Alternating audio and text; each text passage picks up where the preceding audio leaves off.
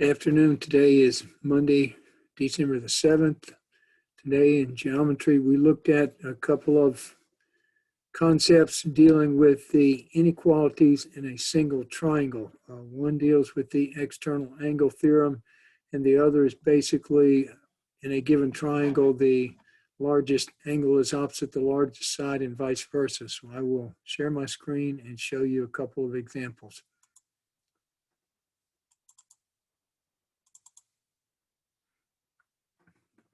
So the first thing we did, if I draw the external angle concept. So remember, if I have a triangle, if I extend any side, so I'm going to extend this bottom side here. So I have, in this case, I have angle 1 here, I have angle 2 here, and then angle 3 over here is the exterior angle for angle 1 and angle 2. So the exterior angle theorem, or the exterior angle concept, says the measure of angle 3 is equal to the measure of angle 1 plus the measure of angle 2.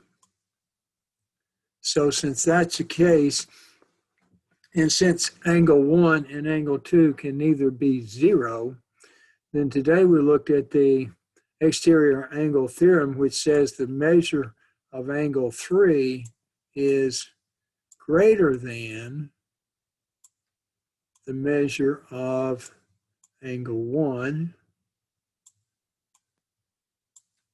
and it is also the measure of angle 3 is greater than the measure of angle 2. So that's what the exterior angle theorem says. Now, if you look at the types of problems we have, I will draw you another picture here. So if we look, let's say we have a triangle that looks like this, and we have a triangle that comes down like this, and we have another triangle that comes down like this, and then we have a angle that comes down like this. Okay, now, so if I come in here and say, okay, this is 1, and this is 2, and this is 3, and this is 4, and this is 5, and this is 6, and this out here would be 7. Now, if you look at the exterior angle relationships, say angle 4 here is an exterior angle for angle 1 and angle 2. So if I say, okay, give me some angles less than angle 4, the measure of angle 4, so I can tell for certain that angle 1 and angle 2 are less than the measure of angle 4. Now, if I come out here to angle 6, because see what you see here, angle 6 is an exterior angle for 4 and 3. So if I want to find the angles which are less than the measure of angle 6, then I've got an extension which basically says, okay, I know 3 and 4 are less than, because 3 plus 4 equals 6.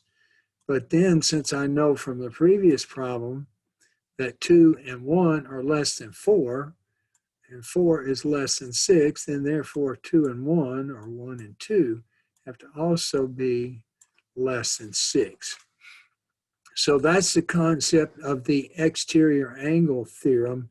If you have an exterior angle, you know it is greater than either one of the two remote interior angles that add up to it. So, I mean, you could come in here, if I put an angle, let's say if I put angle 8 right here, See, angle 8 would be an exterior angle for 3 and 5. So that's the first thing that we looked at today. So I'll undo or erase this. If you have a question or if you want to look at this for a second, you can pause it. But then I will look at the second part of what we looked at today is fairly straightforward. All it's talking about is if I look at an angle, or rather if I look at a triangle, so I'll get rid of all these things.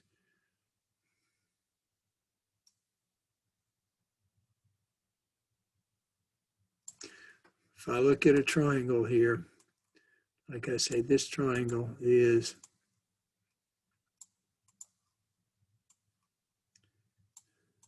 triangle ABC. Let's call this triangle ABC. So this will be A, and this will be B, and this will be C. Now, let's say that CB down here, let's say this is 11, and let's say this right over here is 7, and let's say this side over here is 8. Now, the second thing we looked at today says basically that the largest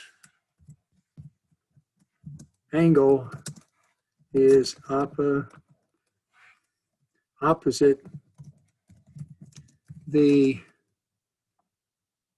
longest side. The shortest angle or the smallest angle is opposite the shortest side.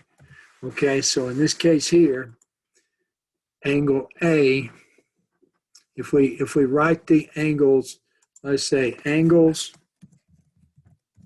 from smallest to largest. Okay, and if you look, what we have here is, since the longest side is L is 11, A is the biggest angle. The shortest side is 7. So if we're writing the angle from smallest to largest, angle C is the smallest, and then angle B is next, and angle A is the largest. Okay, so those are the two main concepts that we looked at today. So if you'll look at your homework, see if you can work through your homework. If you have any questions, send me an email, and I will get back to you and help you get over the hurdle. So I'm going to stop sharing here now. Once again, tomorrow, if you look at your study guide, tomorrow we will be doing the chapter 5 mid-chapter quiz.